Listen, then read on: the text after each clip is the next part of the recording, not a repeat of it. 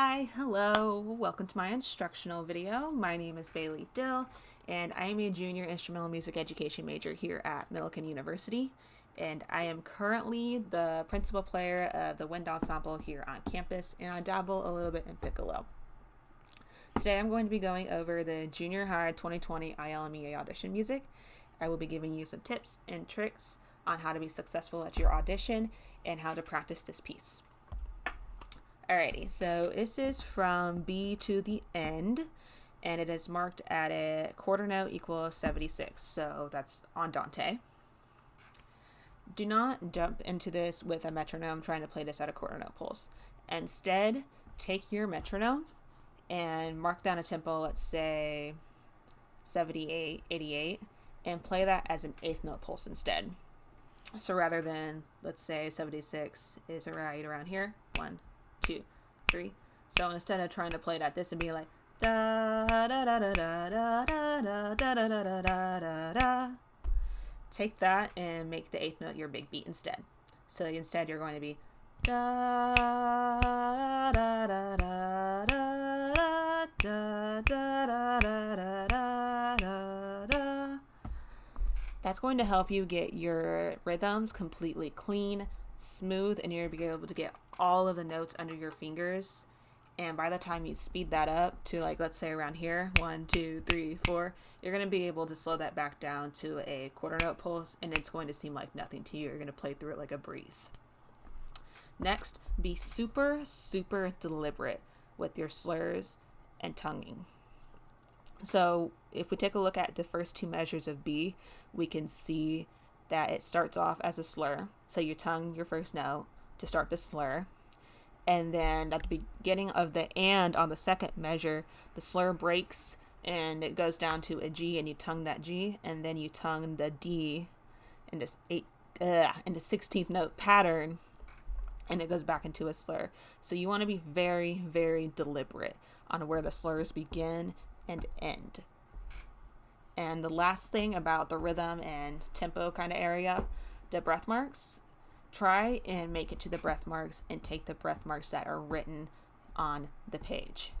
I know down here at C, it goes to a 4 measure part where you have to keep all your air and play through all those rhythms. That's going to be easier once you get down to the quarter note pulse. But if you absolutely need to take an extra breath, I suggest right where you break your slur in the second measure or third measure of E. Yeah, the third measure of E on that C in the staff. They're out, the second and third measure are pretty similar. But make it to that third measure, and when you break off that E flat in the staff, take a quick breath there and then hit the C in the staff and back up to the C above the staff. It should be a super quick breath. It might not even be noticeable because you are already breaking the slur and going into a tongue rhythm. Okay, so the next thing I want to talk about is tuning and your tone.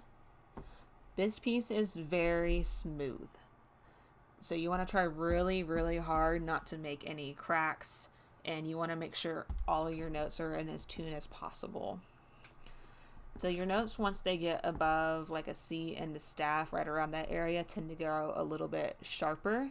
And the higher and higher you go, they're absolutely going to get sharper. So let's look at that G on the last line of the piece. So this one, that note itself is already sharp in general.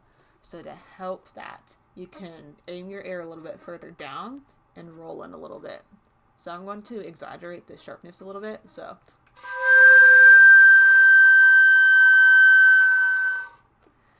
the more I roll in, the flatter the note gets. So you just want to be really conscious and practice with a tuner and see where your tuning tendencies are in general. But for the most part, the lower on the staff the notes are on the flute, the flatter they get. And as soon as we get around that B flat C on the staff and further up, they tend to get sharper. Dynamics. The flute was made to mimic the human voice. So in general, it is kind of a softer instrument. So really exaggerate all the dynamic markings and make sure you look up all the words. You don't want to try and play a piece with markings that you don't understand. So I recommend look through the piece, find any words on it that you don't know, and go and Google it. Make sure you use a music dictionary. Do not go on Webster or anything like that. Okay, so let's talk a little bit more serious. I understand the complete nerves and the audition frights and performance anxiety. The best way to keep yourself from freaking out the day of the audition is making sure you take the time at least 15 to 30 minutes every single day and practice your music. The more confident you are in being able to play it perfectly or even close to perfect, the less nervous you will be on audition day. And just shake it out, take some deep breaths before you go in, hang out with your friends for a little bit. That's the best way to do it. I know that auditions are probably online this year, and ILMEA might not even be in person at all. But you always have next year. You always have going into high school. And it's not the end of the world if you don't make it. It's good for the experience anyways. Keep your instrument warm, shake it out, make sure you're in tune, know your music, and you're going to do great.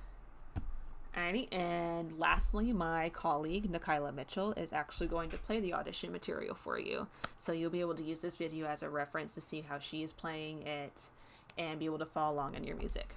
So good luck and have a great audition this year.